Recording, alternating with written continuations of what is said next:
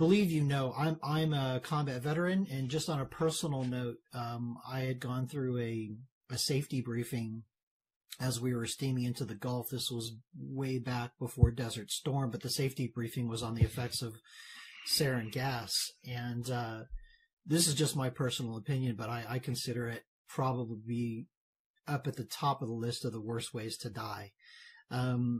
Trump responded to this by authorizing TLAM strikes from 2 U.S. Navy guided missile destroyers, the USS Porter and the USS Ross. These 2 ships commenced firing at 0345 local time. They deployed 59 TLAMs. That's an acronym for a Tomahawk land attack missile. The missiles were fired at Shayrat Air Base, where it's believed the gas airstrikes were launched from. They targeted runways, hangars, ammo depots, the control tower, radio installations. This represents a pretty serious escalation for the United States, and it's the first major test of Trump's exercising military authority. So Russia has indicated it's basically not so pleased with this. They've stated so publicly. And they responded by committing an additional Navy frigate, a couple of corvettes, and support ships to bolster the fleet that's already on patrol in the Mediterranean. What is your view on all of this? What do you think the potential scenarios are here, and what are the ramifications going forward? Well, Alex, it's a great question, and I was as fascinated by the detail you just provided, as I'm sure our listeners are. I'm a strategic analyst and a geopolitical analyst, but I don't claim to be a military expert in the sense of true expertise in all those systems. So that's a great introduction. I happen to be involved in some business development with another veteran, actually retired lieutenant colonel who the Army Ranger, a lot of experience in the Middle East, was in the wars in Afghanistan and Iraq. And after that attack, that gas attack in Syria became known, he emailed me and just said, all the threats in the world, all the things you have to confront and ways to possibly die. He said, that is the worst. So certainly confirms your analysis that of the horrific nature of this. All these attacks in the Middle East, really around the world, are all pretty horrific. But I guess if there's a scale of horrificness, if that's a word, then this is pretty high up there. So certainly confirms what you're saying. I'd like to take a step back.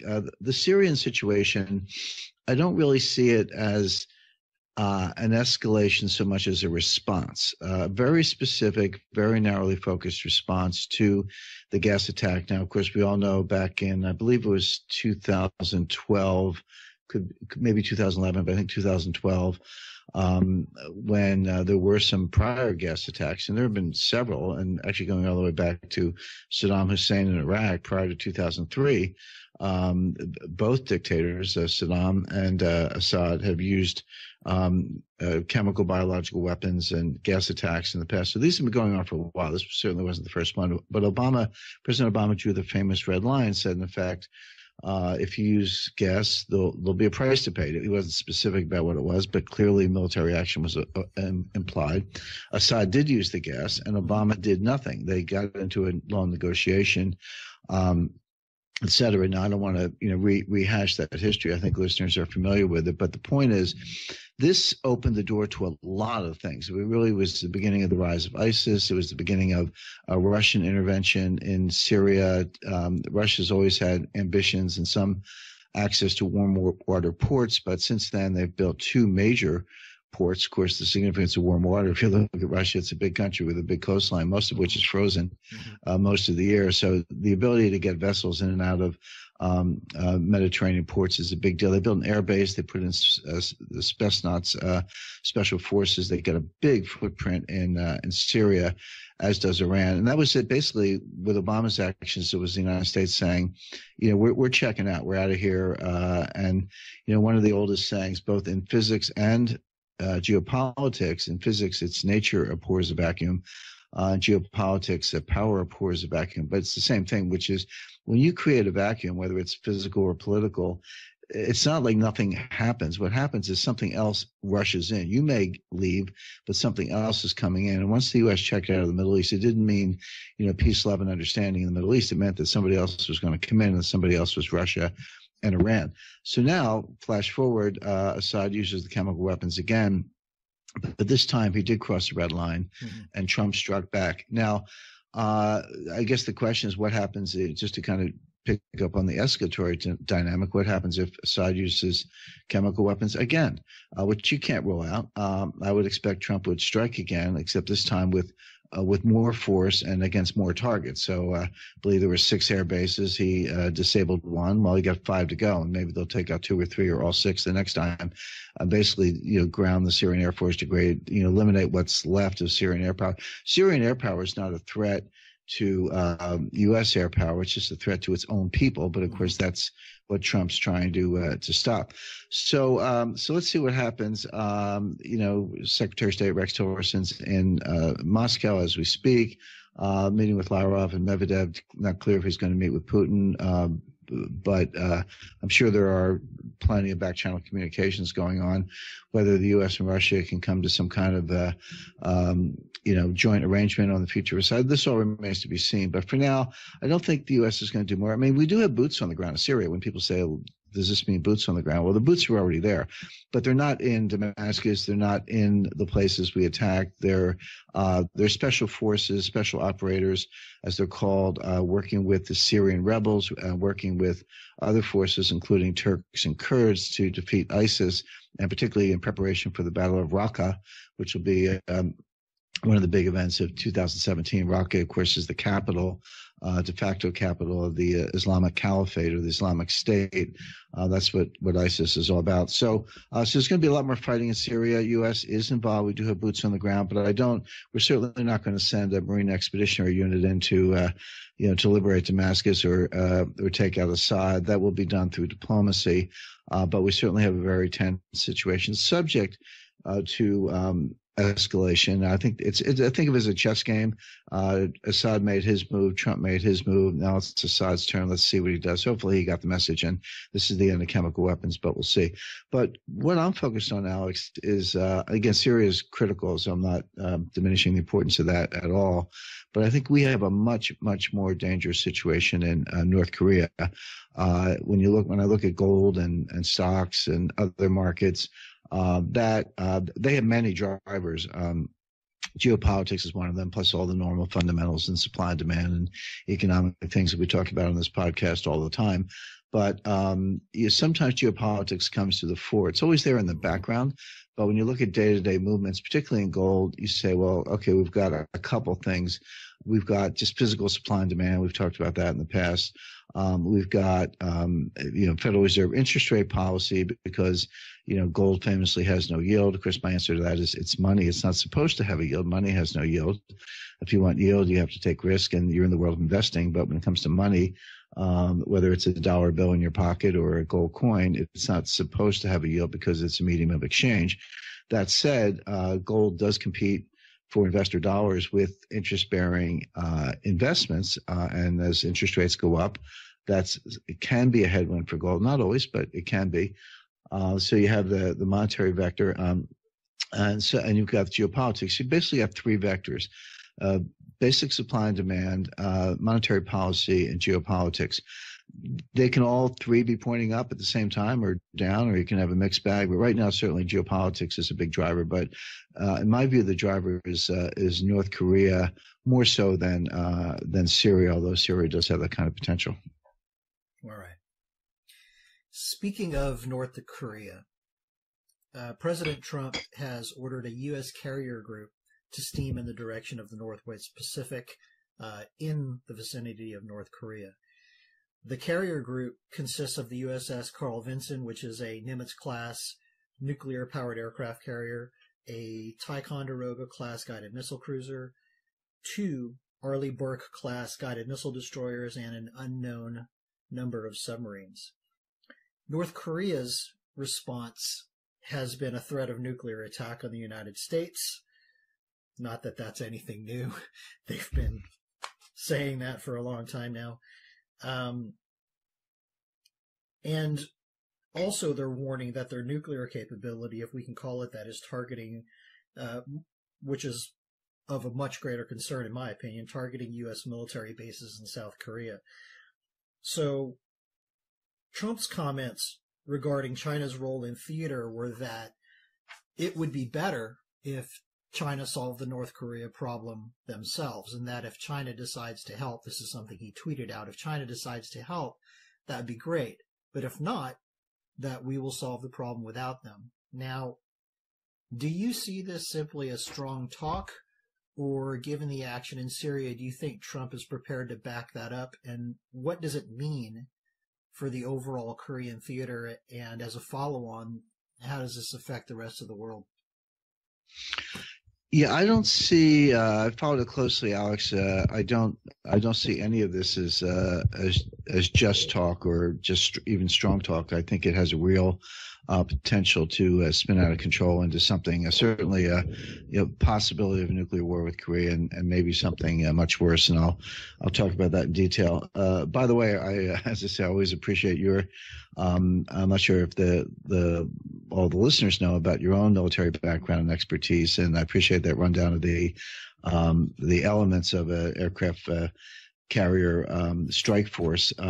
It's funny, Reuters, which is a great news service, they use it all the time, very reliable. They published something on this. They said, well, what's in a strike group, and what do these vessels look like, and so forth. Then those kind of infographics are very popular, very useful. But they did have the destroyer, the Arleigh Burke class destroyer, and the cruiser, and they had silhouettes. You know how they Janes and all the other military publications have silhouettes of aircraft or vessels, and they had them backwards. They had the cruiser in the destroyer column and the destroyer in the cruiser column. As you know, cruisers are a little boxier and destroyers are a little more lean and mean. They're both very potent. Anything with with cruise missiles on board is a potent vessel, but just goes to show even the experts can get it mixed up. So we're certainly always glad to be the beneficiary of your expertise. But let's talk about North Korea now. The thing about wars is that most of the time they don't happen because anybody thinks it's a good idea. They happen because of strategic miscalculation.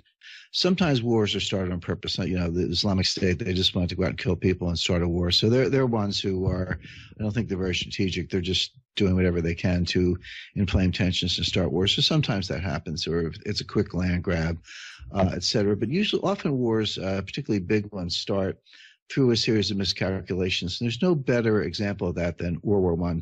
I've studied World War I very closely, and the number of times I picked up a 700 or 800 page book on World War I and got like a third of the way through and just threw it down and shook my head, couldn't finish it, or at least had to put it off for a while because it just makes no sense. I mean, the history is good. You can understand the history. You can follow the chronology and the battles and all that, and you know what happened, but the why did it happen is there really is no good answer to that. And for example, if you, let's say in June of 1914, early June 1914, when tensions were high, if you had sat down with the crown heads of Europe, Franz Joseph, Emperor of the Austro-Hungarian Empire, and Kaiser Wilhelm II, Emperor of the German Empire, and Tsar Nicholas, Emperor of the Russian Empire, and the Sultan in in Istanbul, Constantinople, the Ottoman Empire. So sat down with all the crown heads of Europe and said, hey, I've got a good idea. Why don't we start a war that will kill 20 million people, cause all four of your empires to collapse, put every one of you either in a grave or in exile the next 5 years, bankrupt France, bankrupt England, and destroy Europe as a world power? Who thinks that's a good idea? I don't think you would have had very many takers. And yet that is exactly what happened. The war started, 20 million were killed for no real discernible reason. All four of those empires collapsed. All four of those emperors were dead or in exile in a matter of years. And European power has never been the same. And so it shows that there was no strategic calculation. There was no foresight. There was no real understanding of what they were doing. They just got caught up in an escalatory dynamic. Everybody thought the war would be short. Everybody thought they would win, et cetera. And none of that turned out to be true. Same thing with the Iraq war in 2003. I mean, you look at Saddam Hussein, all he had to do was let the weapons inspectors in. Now, he didn't have weapons of mass destruction. He had in the past. He definitely had. This is not debatable. I mean, it's all very well established. He did have a nuclear weapons program. He did have chemical and biological weapons programs. He actually used those chemical weapons. It's all very well documented, but he had given them up. By the time 2003 came around, that was, his WMD was one of the famous reasons for invading Iraq. Turned out he didn't have those, at least. There's some question, by the way, about whether he had stockpiles of chemical and biological weapons and whether those were moved across the border into Syria, literally in the weeks and months before the U.S. invasion, whether perhaps some of those weapons are the very ones being used by Syria today. That's one I haven't been able to get good answers to. I've spoken to people with, top secret beyond security clearances, trying to probe that a little bit, and you don't get a straight answer, which tells me that maybe it's true, but I can't prove that. It doesn't matter. The point is, by the time we got to Iraq, those weapons were gone, and the evidence was clear that he had given up his nuclear ambitions in the early 90s. So there were no WMD in Iraq. That's just a fact. And so the question is, well, if you didn't have any WMD, and remember Bush 43 said, if you let the weapons inspectors in, we won't go to war. And he didn't, and we did go to war, and he ended up hanged after hiding and fighting and hiding and being captured and put on trial. He ended up hanged. And so you say, well, gee, why didn't he just let the inspectors in? That would have put an end to it. Well, the answer was he didn't believe us. He thought Bush was bluffing. He said, hey, you guys will never be dumb enough to come in here. Besides, I'm your checkmate against the Iraqis. And he wanted to pretend he had WMD so the Iraqis wouldn't mess with him. But he just got it wrong. And I actually spoke to the guy, one of the few people who interrogated Saddam Hussein. So there was a period after Saddam was captured, before he was hanged, when he was a prisoner and available for interrogation. I spoke to one of his interrogators, and that's what I was told, that he just miscalculated. So the point is, really bad things happen, not because anyone thinks it's a good idea, but because they just miscalculate. So let's take that historical background, bring it over to Korea. Are we witnessing a series of possibly tragic miscalculations? And I think the answer is yes. So let's start with Kim Jong-un, the leader of North Korea. Now, let's distinguish for the listeners between a nuclear device and a nuclear weapon. A nuclear device is when I take fissile material, I create a controlled chain reaction, I have some detonators, I let it explode, and I get an atomic explosion. And you can detect those with seismographs and intelligence sources and other technical means. Well, there's no doubt that North Korea has that. They've detonated a number of these nuclear explosions. They have highly enriched uranium. They have plutonium, which is fissile material. You can make a atomic bomb out of either HEU, highly enriched uranium, or plutonium. They have estimated enough for 10 weapons. So they've mastered the enrichment cycle. They've got the fissile material. They've shown they can blow it up. And they have, as I said, they have detonated these atomic weapons. That's all pretty bad, but the next step is, can you weaponize it? Can you take that fissile material and put it in the form of a weapon that, furthermore, could be put on a warhead, on a missile? Because these devices, as I call them, they're the size of trucks. Now, I guess you could put it on a truck and drive it around, but where are you going to go with that? They can't. So they've got to weaponize it. You've got to do something else, which is you've got to ruggedize it. Ruggedize means, okay, even if I've got something that's a weapon that will work, that will detonate in a warhead, I've got to shoot it into space. You've got enormous stress during the liftoff phase. Then it goes into space. Then it has to re-enter the atmosphere. Then it's got to have heat shields. So it has a very rough ride before it reaches the target. So you've got to weaponize it and ruggedize it. The evidence is that North Korea is very far along in that. I won't say they've mastered it, but they put some models on display, and experts have looked at them and said, yeah, it looks like they know what they're doing. Who knows exactly where that is, but no reason to think that they're not pretty far along that. Now, the other thing you need, of course, is a missile that can reach a target. They've got fairly reliable short-range missiles. The next step up is the intermediate-range missile, something that'll go out maybe 500 to 1,000 kilometers, that would be capable of reaching all of Japan, parts of China, and basically South Korea. Certainly, they can get those with short-range missiles. That's been hit or miss, no pun intended, but they do seem to have pretty much mastered that technology. They still have times when it blows up in the launch pad, or it launches, but then it sort of goes off course and lands who knows where. Not clear how much of that is imperfect technology on that part and how much might be sabotage on our part. Let's hope it's the latter. Let's hope it's both, actually. But they seem pretty far along in the intermediate range missile capability. The last leg of that triad is the intercontinental ballistic missile. This is the one that could hit Los Angeles, or actually hit a lot of big cities in the United States. It's much longer range. It's got to go into space and come back again. It doesn't go into orbit. It's kind of a suborbital ballistic path, but it's very long range. They have not mastered that. They're trying. They're making good progress. So where do we stand? They've got the enrichment cycle. They've got the fissile material. They've got the ability to create atomic explosions. They've got short-range and intermediate-range missiles.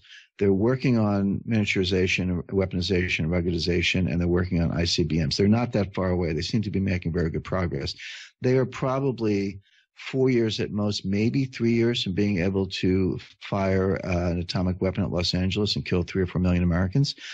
So that's the capability. Whenever you do the strategic analysis, Alex, as you know, you have to look at capabilities and intentions. If you don't have the capability, then all the talk in the world doesn't mean anything because you can't do it. If you do have the capability, you still have to ask about intentions. India has nuclear weapons capability, missile capability, but do they intend to strike the United States? Nobody thinks that. So it's the combination of the two, capability and intentions. They've come very far down the capabilities path. They're getting dangerously close to being able to nuke L.A. So let's talk about intentions. Kim Jong-un has stated his intention to attack the U.S. with nuclear weapons. I see no reason not to believe him. He doesn't quite have the capability yet, but that's a dangerous combination. Now, what is he thinking? Well, of course, it's impossible to know. And one line of analysis I've read recently, which is not reassuring, is that he's actually crazy. That's probably the worst possibility in the world. You got a crazy guy with nukes. But even if he's one of these people who's very, let's say, cagey, not crazy, but acts a little crazy to keep everybody off guard, something called, strategic ambiguity. Go back to the World War I case history. It's the confusion about other people's intentions that causes strategic miscalculation. Now, he's looking around the world and he's saying a couple of things. Let's look at different nuclear weapons programs in rogue states. So what happened in Iraq? Iraq was working on nuclear weapons. They didn't have them when we went in, but they were working on them. The evidence for that is clear. Iraq was working on nuclear weapons programs. They gave it up, and Saddam Hussein got hanged. Gaddafi in Libya was working on a nuclear weapons program. He gave it up, and he got a bullet in the eye. So the lesson is, if you have nukes and you give them up, you get killed. The Iranians are working on nuclear weapons programs, and they're still standing. So Kim Jong-un's takeaway is, okay, if you work with the United States and give up your nukes, you get killed. But if you keep your nukes, they don't mess with you. So, which is totally a bad message. It's a major blunder of U.S. foreign policy and U.S. military policy that we have created a situation in 3 cases, Iraq, Libya, and Iran, where if you work with us and give up your nukes, you get killed. But if you keep them, we don't mess with you. That's the wrong message. But that's the message we sent, and that's what Kim Jong-un has internalized. So he's saying, all right, well, I'm going to keep going on my program because, look, it's an illegitimate regime. It's a brutal regime. It's a thuggish regime. It's run like a crime family. I've done a lot of work on North Korea. They actually sent a cable to their embassies saying, all you embassies said, we don't have the money to pay for you, so you have to pay your own bills. And we suggest you do it with criminal rackets. I mean, counterfeiting, drug smuggling, and diplomatic pouches. I mean, it's run like the mafia. And they've got the same ethic of the mafia, which is basically kill anyone who looks at you cross-eyed. So, including your own family members. So that's what's going on there. That's the best way to understand it. So Kim Jong-un, one lesson is, keep going with the nuke program because, the U.S. won't mess with you. So, and if he actually perfects it, meaning has reliable ICBM technology, miniaturization, all the things we just talked about, you definitely won't mess with me, because if you do and you don't disable the whole program, I will send a nuclear missile to Los Angeles and kill millions of Americans. So good luck with that. So that's the first thing he's thinking. The second thing he's thinking is, again, being illegitimate, how do you keep this thing going? How do you keep any racket going? Well, the main way you keep the racket going is to pay your people. Well, how does he earn hard currency? He's been shut out of the banking system. He's been de-SWIFted.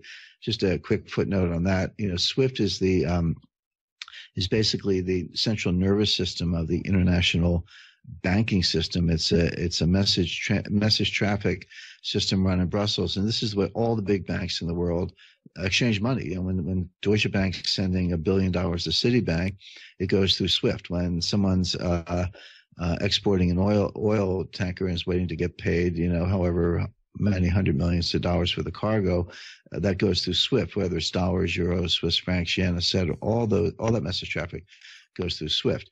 Well, in 2012, during what I call the first Iran-U.S. financial war, we worked with our allies to what we call de-SWIFT Iran, basically kick them off the SWIFT payment system. So you can ship all the oil you want, but you can't get paid. So North Korea, needless to say, is the second country to be de-SWIFted. It's a pretty extreme remedy. It's like cutting off oxygen to a patient in an intensive care unit. They're probably going to, suffocate. And that's what's happened to them. Now, there are ways around that. You can use front banks. So if a Chinese bank is willing to send message traffic, wire transfers, basically, on behalf of North Korea without disclosing the beneficial party. You're supposed to do that, by the way. There are these forms, MT 201s and so forth, where you put you put the sender, the recipient, the account information, the amount, the currency, all that stuff. But there's a line at the bottom for beneficial holder, which is if you're acting as agent for somebody else, just leave it blank. That's one kind of fraud. But the Chinese might leave those blank for North Korea, and by the way, the Russians. And I just learned the other day the Malaysians have been doing something similar. Anyway, be that as it may, the U.S. obviously knows this as part of our intelligence gathering. So what we're saying, just to dial it up, going back to your escalatory dynamic, we're saying to the Chinese banks, hey, if you front for North Korea, we're going to kick you out of the U.S. payment system. That's a big deal because these Chinese banks obviously need access to the dollar payment system. So that's really putting the screws in North Korea. I'm sure that's what was discussed in part between President Trump and President Xi at the Mar-a-Lago summit a few days ago, which is, behind closed doors, which is we're about to get serious, and we will put pressure on you directly if you don't help us. And then Trump's been tweeting about this. So leaves out the details. You can only do so much on Twitter, but it's pretty clear what's going on. Now, so we're putting pressure on North Korea. Now here's where the strategic miscalculation comes in. Oh, by the way, we just want one more aside.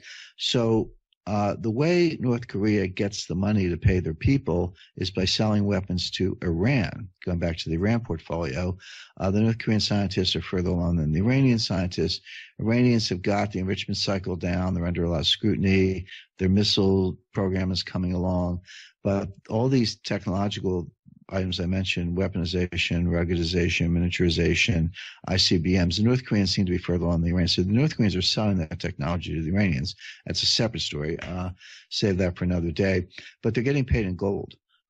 This is why there's very strong physical demand for gold. There's something that has emerged. I've written about this for one of the think tanks in Washington. I call it the axis of gold. And it's basically Iran, China, Russia, and Turkey, and I would include North Korea as a sort of auxiliary member. The story of Russia and China acquiring gold as an alternative to the dollar to build up their reserves as insurance against inflation, all the reasons that any investor might want gold, which all apply. That is a big story. We've talked about that a lot in the past. But there's another reason, which is to avoid sanctions, avoid interdiction. As you know, with gold, it's not physical gold we're talking about. It's not digital. You can't hack it. You can't erase it. You can't interdict it. It doesn't go through SWIFT. You just take the bars, put them on a plane, fly them to Shanghai or Pyongyang or Moscow or Tehran, wherever they happen to be going. And you need very good intelligence to know where it is. And then, even then, are you going to shoot down a plane? Probably not. So that gold gets around. So that's how these guys are paying each other outside the message traffic system that is de facto controlled by the United States. So there's a big demand for gold coming from that vector. So North Korea is getting gold. And then you can use that to bribe people and pay them off, or use it to buy other things, use it to buy imports. They're like luxury goods. These guys, I say these guys, I mean, North Korean military leaders and intelligence assets and the people the leadership, the people that Kim Jong-un has to keep happy, they like their fancy watches and fancy cars as much as anybody, and you can import that stuff with gold. So there's a gold trade going on there. So Kim Jong-un's got two big reasons to keep his program going. One, he believes that if he perfects it, the U.S. won't mess with him and he can perpetuate his regime. Two, he can sell the technology for gold and keep his people happy and protect his regime. So he's like the godfather sitting up there. Here's the problem. The United States is not going to allow him to nuke Los Angeles. Mm-hmm. He might say, I just want the capability because you guys won't mess with me. But the answer is no, you're not going to get the capability. You can't gamble with Los Angeles. You can't even take a 1% gamble with Los Angeles. You can't take a fraction of 1%. This was something Dick Cheney called the 1% doctrine, which meant that even when the risks are existential, you can't take even a minute fraction of 1%. You can't make that bet. You have to eliminate it. Mm-hmm. So Kim Jong-un is on a course to get the weapons. The U.S. is on a course to prevent him from getting the weapons. Each side misreads the intentions of the other. Now, here's where it gets really interesting, where I think war could be imminent. How do you actually root out this program? Well, there's an old saying, if you shoot the king, don't miss. Meaning, if you try to assassinate a leader, shoot the king, in other words, and you miss, you're dead. They're going to come back to you. This is what happened with Hitler, with the Wolf Slayer plot, when they actually got a briefcase bomb, 2 inches from Hitler, and it blew up. But the briefcase had been moved behind an oak panel at the last minute, and Hitler was injured and wounded but not killed. And then, of course, that was bad news for all the perpetrators because they all got killed. So if you shoot the king, don't miss. So if we, the United States, are going to take out the North Korean nuclear program, we've got to get it all. We can't leave them with any fissile material. We can't leave them with any missile launch capability. We can't leave them with any reactors, et cetera, because they'll just come back and get us.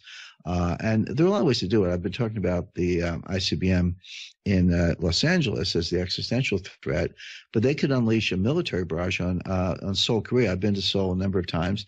It's very close to the North Korean border. Mm-hmm. It'd be nicer for them if they were down around Busan or someplace further away, but they're not. They're well within our artillery range. I'm not talking about bomber range. I'm talking about artillery range of the North Korean border, and they will be massively bombarded. And then North Korea could use their short-range missiles to attack U.S. bases in Korea and the region. So even if they can't reach L.A. because we hit them before they get the ICBM, they can easily kill a lot of Americans in the region, and that's exactly what they've threatened to do. And there they do have the capability. So if we hit them, we've got to take out everything, or else the retaliation on us and the South Koreans and probably the Japanese and others will be pretty horrendous. So if you shoot the king, don't miss. So what does it mean when I say don't miss? Well, this stuff, the North Korean stuff is underground. It's buried. It's in mountains. It's heavily fortified. We do have these GBUs, these bunker buster bombs, and we've been working on that. But you might, if we give them more time and let them burrow in deeply and dig more tunnels, we might have to use tactical nuclear weapons. Now, atomic weapons, by the way, switching back and forth between atomic weapons and nuclear weapons, just trying to distinguish between Hiroshima-type bombs and thermonuclear devices, which are North Korea's not even close to getting those, but they're the ones that the Russia and the United States have. But we're talking about atomic weapons, the kind that were used in Hiroshima and Nagasaki. Now, that was the last time, August 1945 was the last and only time these weapons were used in warfare, other than obviously they've been tested up until the 1960s.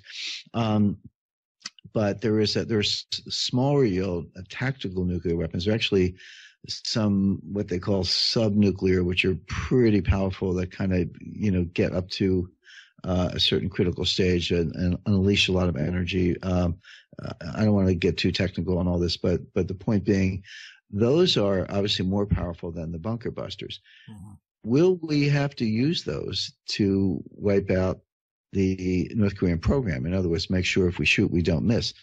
Well, all I know is the more time that goes on, the more likely that becomes. So if you're the United States and you're saying, well, we don't want to use tactical nuclear weapons because that crosses a separate red line, do we then give permission to Russia to use them elsewhere? Then you better act sooner than later. So here's the dynamic. Kim Jong-un is on a course where he says, I'm keeping my nuclear weapons to perpetuate my regime and so the U.S. won't mess with me. The U.S. is on a course that says, we've got to take out your program sooner than later because it's an existential threat. That's a recipe for war. And that's a recipe for war sooner than later. So my view is we're on that course. This is not just saber rattling. This is not just bluster. This is not just talk. And Trump, now just to connect the dots all the way back to Syria, Trump has shown that he's decisive, that he is willing to shoot. And not to be glib, but the whole thing in Syria, I mean, when you have a forward deployed military with as much weaponry and technology and capability as the United States, the generals don't totally mind taking out a Syrian airfield. I mean, in some ways, it's target practice. And again, I'm not being glib. I'm just saying that when you got all this stuff, you got to use it every now and then to make sure it works, and you know that very well. So, military's primed. They had a nice, live fire exercise in Syria. Trump has shown he's decisive. We're on a collision course with North Korea. So, again, just to cut to the chase, this is one of the drivers of gold right now, physical gold prices in particular, in addition to the other things we mentioned. I think the gold market has this figured out. I think the smart money has this figured out. Institutional investors are usually the last to know, and retail, unfortunately. But I think some of the hedge funds, some of the sovereign wealth funds, some of the big players are going to gold because they see this happening. Okay, so this has brought up a couple of different thoughts that I think maybe we should talk a little more about. And one is, you had mentioned that kicking China out of SWIFT is a potential move on the chessboard. This seems to me to be a pretty extreme sort of action, and what I'm wondering about that is, could that backfire, and could the blowback of that be cause for an acceleration of seeking alternatives to SWIFT? In other words, looking for other ways to transfer money around, or looking at gold as being, as you've mentioned, the axis of gold. Gold is sort of a two-edged sword here, in that it's the only form of money I'm aware of, really, that governments are unable to control. Gold is completely fungible. You can take a gold bar, and even though it's got serial numbers on it and it may be tracked in certain systems, if you take it out of those systems and you melt it, you could recast it into a bar and sell it anywhere in the world, and it's completely untraceable. What do you see there as could that be an accelerant to moving away from the U.S. dollar as the form of transaction globally? Yeah, just to be clear, Alex, I don't foresee kicking China out of SWIFT. I think that's the equivalent of using tactical nuclear weapons. I don't think that will happen. Just to be more specific, what I was talking about is the United States kicking certain Chinese banks out of Fedwire, which is the U.S. dollar payment system. So there are two major payment systems. One is the U.S. dollar payment system, completely controlled by the Fed and the U.S. Treasury, operating through Fedwire. And even if you're a smaller bank or a foreign bank and you're not in FedWire. You can't move dollars around without going through a correspondent bank that does. And so what the U.S. does is we just send out, through whether it's through OFAC or other sources, we just tell our banks, hey, this bank is on the list. This Chinese bank is on the list because we think they're funding for North Korea. All the banks in the world are not allowed to move dollars through our system for that bank. So it's kind of like Syria. It's targeted. By the way, we're morphing. It's interesting, Alex. You have a military background. I do a lot of strategic work. We both obviously have a financial background. Notice how we're moving back and forth between kinetic war and financial war. These are not just metaphors. I just led a seminar. It was really an honor to be invited for the Advanced Strategic Art program at the U.S. Army War College. And this was a group of, I say college, don't think of undergraduates running around in blue jeans. These are the U.S. Army War College has graduate level instruction only. There is no undergraduate division. The people in my seminar, about 15 of them, were mid-career officers, so majors, captains, lieutenant colonels, all with brilliant academic backgrounds. See, and this was a hand-picked group. The quality of the students at the U.S. Army War College is pretty high to begin with. This was a select group of people who have been identified for their potential as strategic thought leaders. So these will be the future, future generals. These are officers who will end up in the National Security Council, cabinet level or under secretary level positions, NSA, et cetera. So really the creme de la creme of strategic thinkers. I was invited in to do a financial warfighting seminar. And we had it at the historic, 69th Regiment Armory in New York. There, the U.S. Army War College is in Carlisle, Pennsylvania. But this group came to New York because they were meeting with other financial people. Actually, after my lecture, their next guest lecturer was Secretary Geithner. So we had a little fun talking about that. I said, well, you're going to get a very different view of the world from Secretary Geithner than you got from me, but that's okay. That kind of diversity is good. But this is exactly what we were talking about, how the line between kinetic and financial and cyber and financial are being blurred. They're all part of the battle space. So just to come back to this, just as we targeted one airfield, not 6 in Syria, so the U.S. can target one bank, not 20, and one payment system, not all of them. So I don't see China as a country will not be de-SWIFTed, but certain Chinese banks may be kicked out of the U.S. payment system if they're carrying water for North Korea. So I do expect that. Now, having said that, your bigger point is absolutely correct that this has been well vetted. Russia and China are building up their gold reserves, starting to do business in each other's currency. So if Russia ships energy to China, they're willing to get paid in yuan. If Russia then wants to buy certain technology exports, or it could be iPhones for that matter, from China, China's willing to take the yuan back. China's willing to take rubles, etc. So they're already kind of getting away from the dollar, but they're also building payment systems. And actually, one of my favorite central bankers in the world, Elvira Nabiulina, who's the head of the Central Bank of Russia, recently announced that if Russia were de-SWIFTed, they would kind of shrug and say, "No big deal. We've got our alternatives good to go." So I don't see Russia trying to get de-SWIFTed, but they are. One of these alternatives, as I mentioned, is gold. All of a sudden, your reserve position might be, in Russia's case, it's today it's about 400 billion.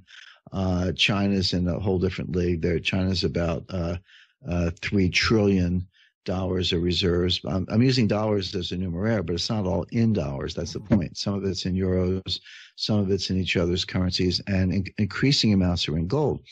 So just take Russia. If your reserve position is 400 billion, you don't spend your whole $400 billion all at once. It's, 5 billion here, 10 billion there, $1 billion here, a couple $100 million there, as the case may be, to settle payments and payment obligations with trading partners, or if your own corporations need access to hard currency.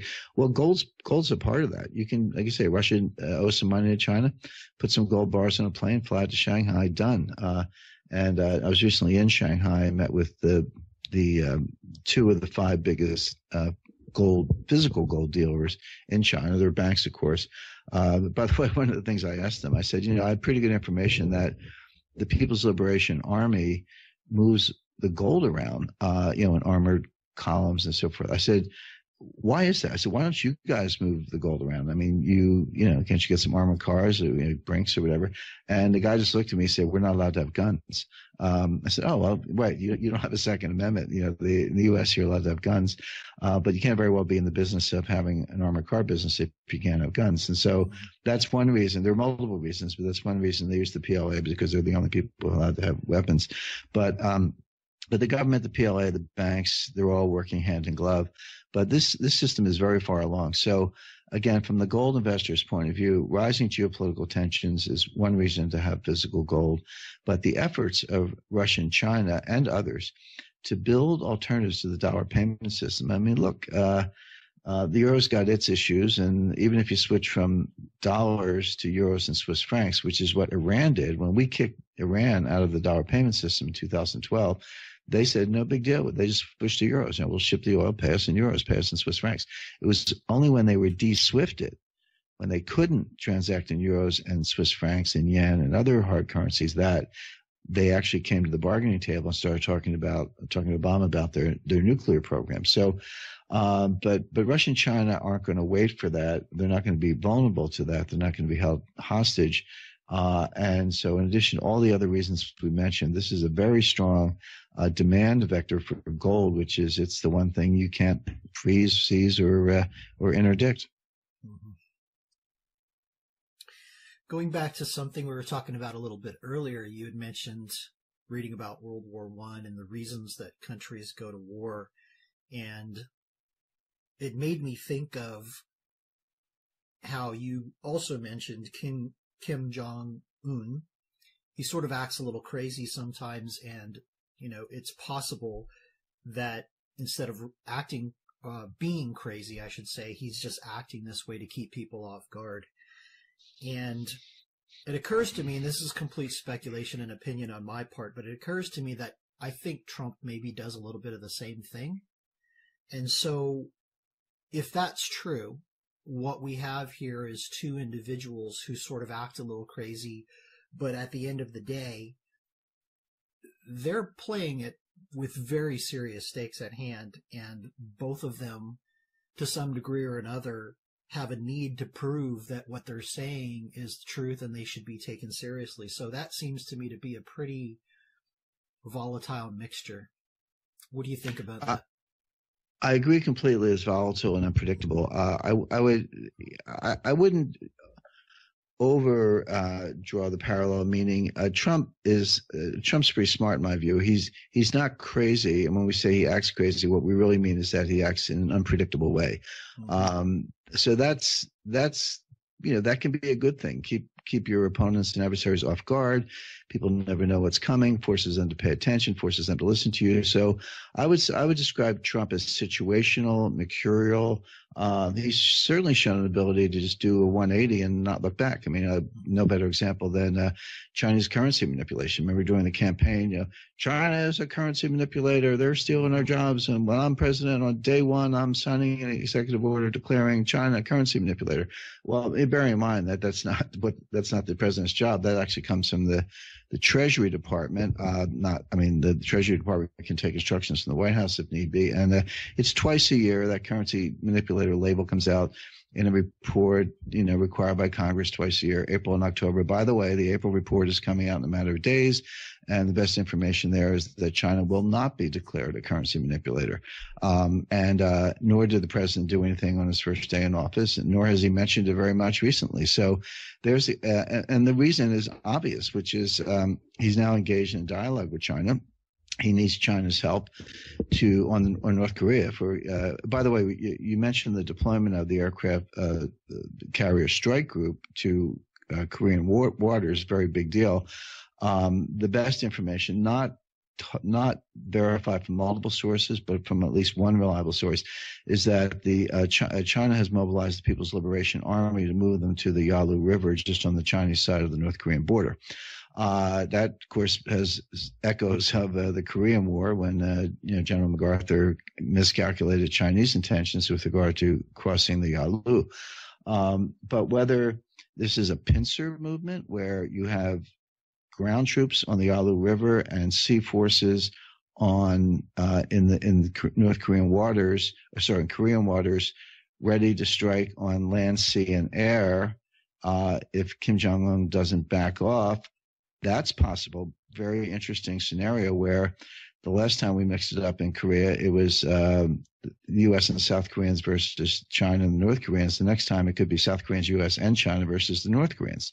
That would be an interesting twist. That's one, but that's only one possibility. Another possibility is that China is kind of signaling the U.S., "Hey, don't attack North Korea because we're sitting there on the border. We're waiting to we'll come back into Korea and stabilize rather than destabilize the regime." I think it's probably the former than the latter, but you just can't rule anything out. All I know is that you've got dangerous escalation going on land, sea, and air, U.S. and China putting, boxing North Korea from a couple different directions. But again, this is all about these potential miscalculations. So I think Trump knows what he's doing. He does. He has reverse course. That's a way to understand Trump. Not as crazy, but as I say, situational, mercurial, a little unpredictable. Kim Jong-un, on the other hand, whenever you have to say to yourself, "Gee, is the guy actually crazy or is he just acting crazy?" Listen to your own question. I mean, what's the difference? What's the difference between a guy who is crazy and a guy who acts crazy? The fact is, some crazy people act pretty sane, like serial killers and others. So I don't know. But here's what I do know. You cannot gamble Los Angeles on getting the right answer to that question. You have to basically treat him as perfectly capable and having the intent to start World War III, and you have to stop that before it happens. All right. Let's turn to economics as we wrap this up then. The next FOMC meeting is scheduled for 3 weeks from now. What track is the Fed on in terms of raising interest rates, and what are the factors we need to be watching that could impact this process?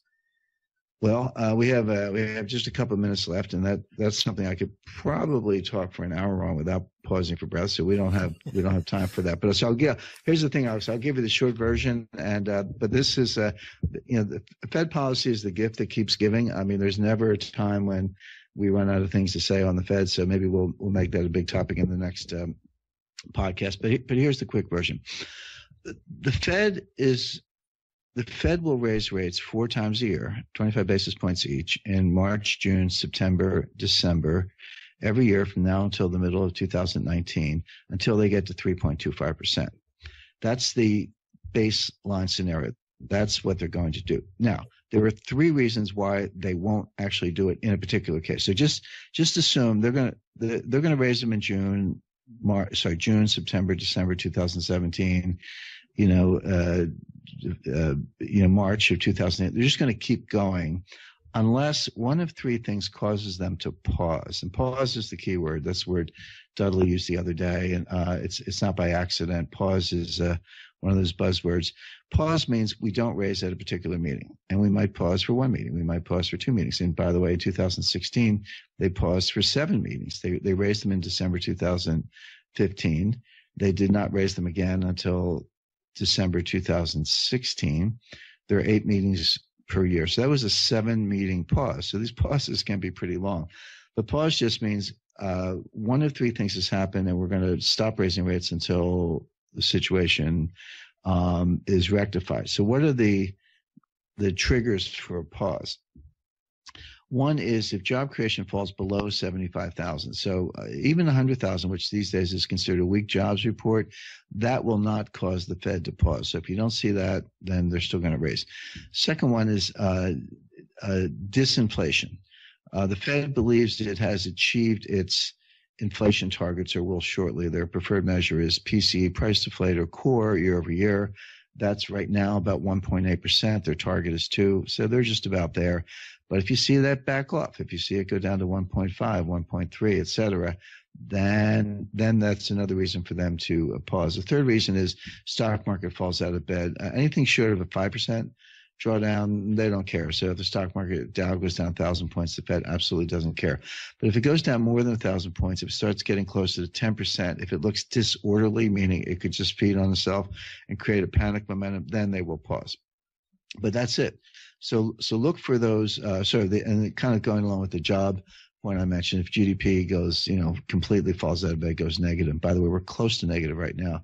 Forecast for first quarter looks like it's maybe 0.6%, or certainly below 1%. So if you see job creation below 75,000 or GDP, going negative, if you see a disorderly route in the stock market of between 5 and 10% heading south, or if you see disinflation where PCE, core deflator year over year, starts going down significantly back down to the 1.5% area, or certainly any two of those, then the Fed will pause. If you don't see those things, and right now I don't, right now those things are not happening, then the Fed will raise. So I've got them raising rates in June, and I'll take September one step at a time. But if those things don't happen, then they would raise in September. But here's the problem. The Fed is raising rates for the wrong reason. The Fed historically, there is a high correlation between Fed rate hikes and an expanding economy. Well, that makes sense, right? The Fed sits there, they watch the economy grows, unemployment goes down, labor markets get tight, inflation picks up, the whole thing's getting a little hot, the Fed thinks they got to cool it down, so they raise rates, and then same thing in reverse, they raise them too far, the economy cools down, unemployment goes up, inflation cools down, and they go, oh, gee, we better cut rates. That's a normal business cycle. The Fed does not lead the business cycle, they follow it. They raise rates when the economy's hot, and they cut rates when the economy's cool. Pretty simple. That is not what's going on right now. The market thinks it is, which is one of the reasons the stock market's going crazy, but that is not what's going on. What's going on is the Fed is raising rates exactly as I described because they're playing catch up, because they failed to raise rates in 2010, 11, and 12 when they should have. In other words, Bernanke skipped a whole rate hike cycle in the early 2010s. Because he was doing all these nutty experiments with QE and ZIRP, zero interest rate policy. And now the Fed has got to catch up. Why? Because you've got to cut rates to get out of a recession. We could be in a recession any time. How do you cut rates, 3% if they're only 1%? Well, the answer is you can't.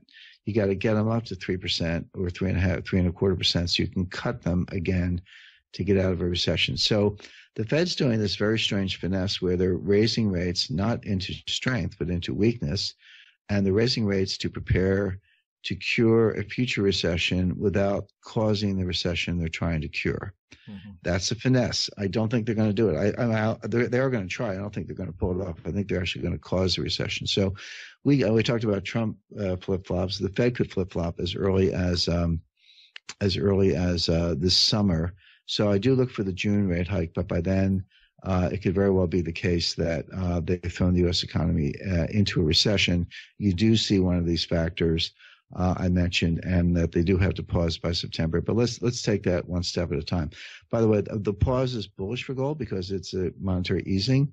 Mm-hmm. But even the rate hikes don't seem to have stopped gold, because of the geopolitical factors we mentioned. Also, these are nominal rate hikes. Gold investors need to focus on real rate hikes, and as long as inflation is ticking up, then the real rate's actually going down, even as the nominal rate goes up. So we'll leave it there, but I know that's a lot to unpack, but listeners can always play the tape back and hear it twice. So